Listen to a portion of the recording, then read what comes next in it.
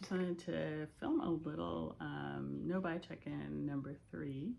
So yeah, this one is a humbling one. The no-buy did kind of crash and burn, to be honest. Yeah, I think I'm like not even sure how that started, but basically I think I told myself I was exchanging something, but I was going to make the purchase in advance of doing the return, and then it just set off a cascade of other purchases. So yeah, I feel like I kind of got humbled about my need to actually do this no buy, because I feel like I've been approaching it as something that I'm doing just because, but that I don't really need to do. And I feel kind of like God was just helping me to see that actually I do need it, you know. And also just that like purchasing leads to purchasing, that like there's this desire to stay in this space of anticipation, stay in this space of collecting rather than being still, you know. So that's the other thing that I feel like has come to me as an understanding of probably why I need this time also is just to have time that's free from that distraction. I may have said this already, but that it's a time of healing for sure. And a lot of what I have been processing and thinking about over the past few years are some like very early attachment wounds. And so what I've learned about attachment wounding is that it can only be healed through connection. You know, you have to heal those things in relationship.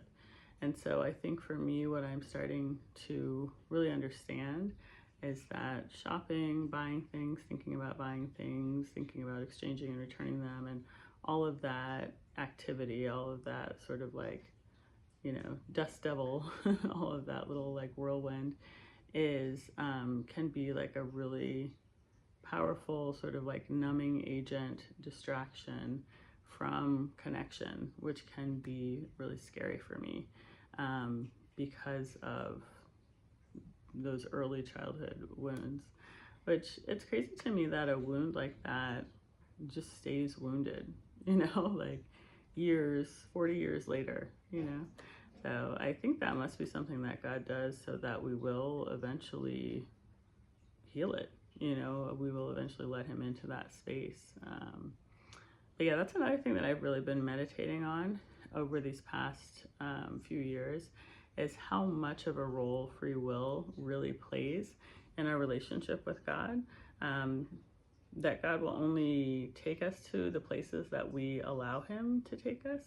I think that's true and not true, in that I do think that God is going to, if you are a baptized disciple, you know, if you're in relationship with God in that way, that it says that God disciplines his children. So he's going to discipline you, and it's up to you whether or not you receive that discipline. So you can kind of stay at like in the 101 phase, you know.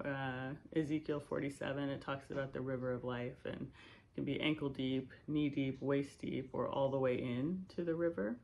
And so you can kind of stay at an ankle deep place with God for a long time. But if you think about that current, it's so strong, you know, like it's easier to actually just be all in. And that's where God wants us, but it takes a lot of faith. It takes a lot of faith for us to actually get to that place of allowing God to just carry us with the current. But anyway, yeah. So I have been thinking about free will, not just in relationship with God, but just in relationship with people in general. That people's free will is really powerful.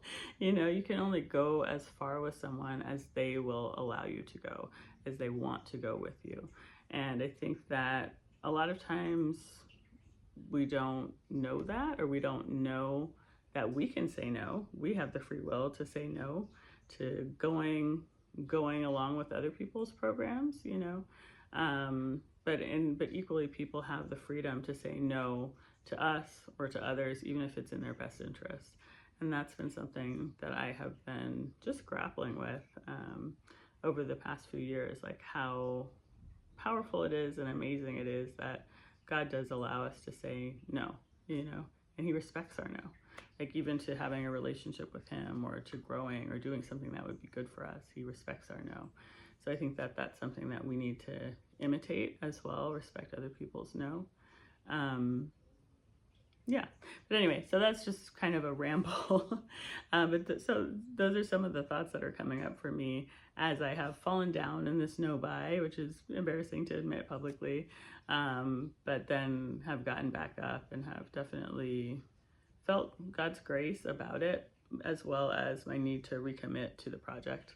So here I am, recommitted. And yeah, I'm excited to share with you where things are going, how things are going with me going forward. So I would love to hear your thoughts and comments. Please like and subscribe if you would like to follow along with my journey. All right, talk to you soon. Bye.